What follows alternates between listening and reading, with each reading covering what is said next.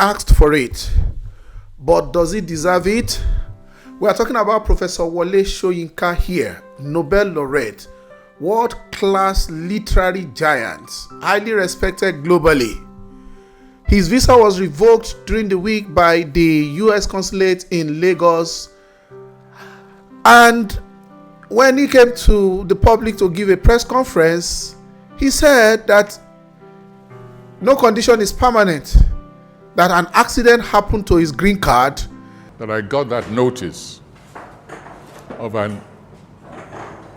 coming audit just after an accident happened to my green card, which you all know about.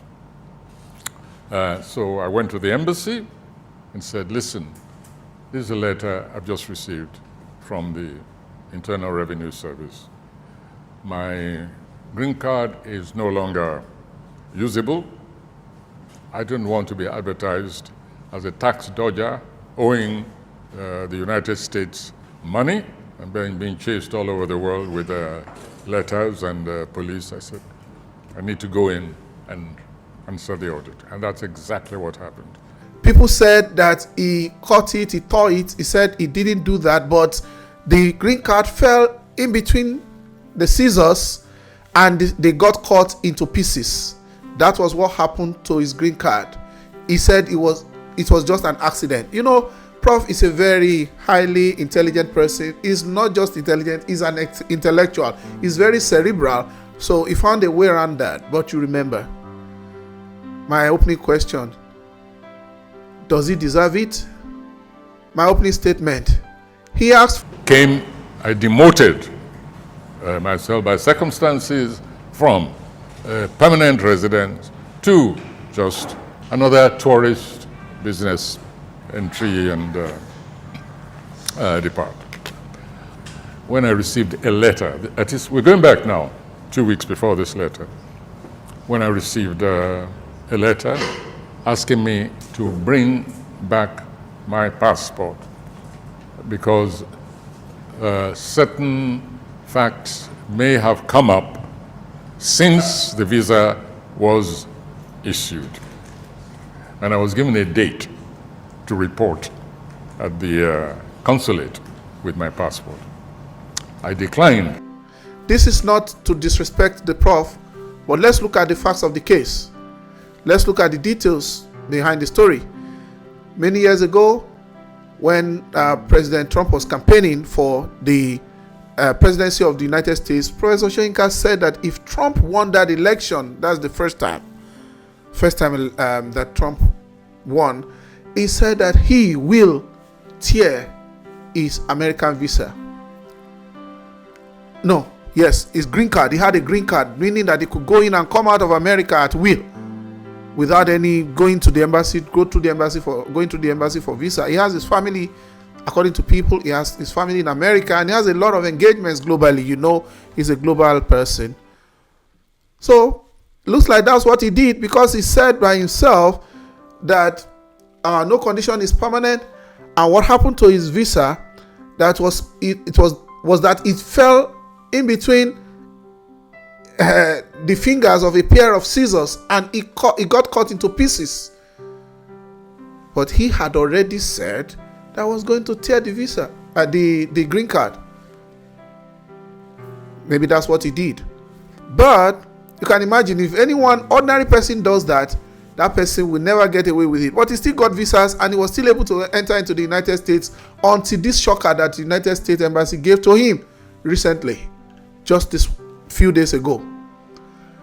And how did he get other visas to get into America? He said he needed to tidy up some things about his tax, and he didn't want to be advertised as a tax dodger, someone who was owing the United States money.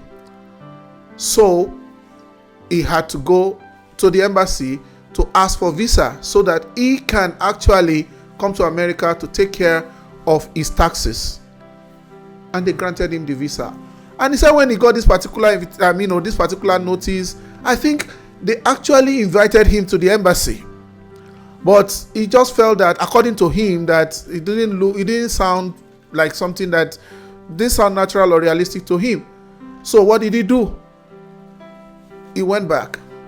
No, he did not respond to that invitation because he was invited, you understand, to the embassy. Meanwhile, that was after the visa was revoked. So he said that, what are they saying? If the visa was revoked, are they inviting him to come and be ridiculed?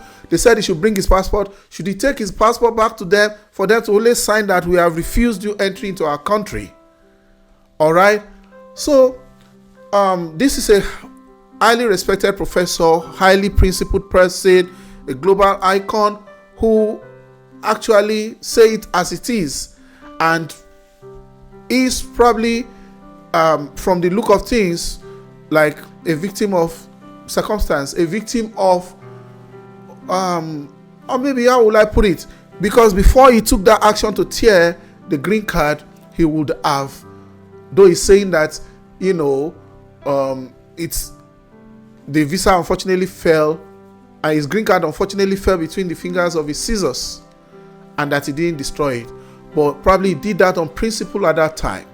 Okay, and the Department of State still granted him a visa to come in and do his tax business. But this few days ago, he got an invitation to come to the embassy to bring his passport, and what he said was going to happen was that they are going to they already revoked his visa. They only needed him to bring in his passport so that they can now validate it, they can now put it. He has been very vocal about talking about world affairs. Donald Trump, he was going to rule like a dictator. He's been behaving like a dictator. He should be proud to be acknowledged, a dictator, first class. Somebody whom, as I said, even launched the era of Heraclitus in the United States by making permanent resident cards non-permanent, showing that no condition is permanent. He was very diplomatic in his utterances that day, but Kongi himself is someone that, he has a reputation for being a very strong man, and at the age of 91, the man fears nothing. But if you remember, Olabode George, Chief Olabode George also made such a threat, right? So during the elections, he said if Tinubu became the president, he will leave Nigeria for him. He said he was going to leave Nigeria to another country. President Tinubu became president, and Baba Bode George is still in Nigeria. He didn't go anywhere. And when he was asked, he just managed to, he's an elderly person, he diplomatically dodged the question. So Professor Wolesoyinka said that he thinks it's a waste of time for him to go back to the embassy since he has been banned, and if they want to see him, they know where to find him. And it's a wake-up call. He has demonstrated courage in speaking out against things that he believed in.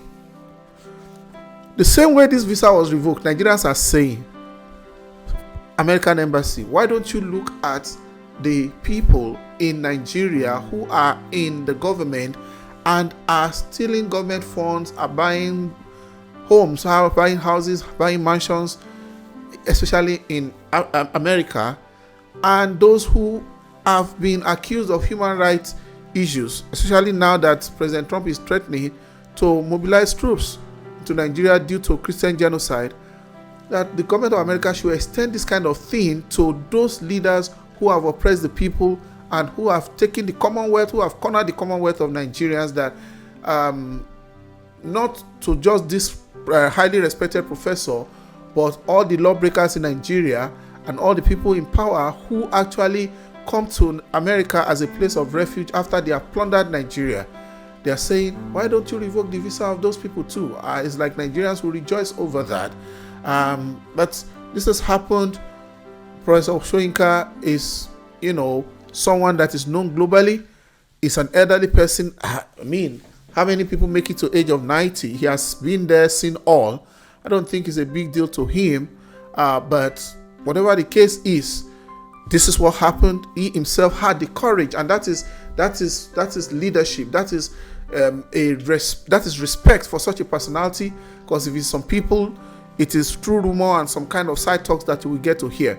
Prof has come out to speak about his own experience, and a lot of visas have been quietly cancelled by the United States recently. For some, immigration has become something that is very sensitive and is very, very is tighter in America these days. Only happened that Professor Soyinka was caught in the web, as it were. But I believe that to him, it is, he has the courage to come and say it, and that is a mark of respect, and that is how true leaders should behave. Well, what comes out of it later, because it doesn't appear like he wants to take any step. He said they have done what they needed to do. I don't think he has appealed. I don't think he wants to do that. But it's instructive to know that this great man was denied the visa despite his image globally, But like I asked, does he deserve it? Even though he said he was going to tear the visa, out of respect for America, he was cautious to say he didn't tear it. The thing had an accident. He got cut into pieces. Had an accident with the scissors. It's that kind of tactful way of saying it, some diplomatic way. He didn't sound disrespectful to America, and maybe somehow he can spring back. Maybe they can ask him to come and collect his visa again. Maybe there will be some kind of moves behind the scene by people who respect him globally. Probably American government will have a rethink. And that's it on Professor Soyinka's visa revocation. I'll see you on the next one. Bye.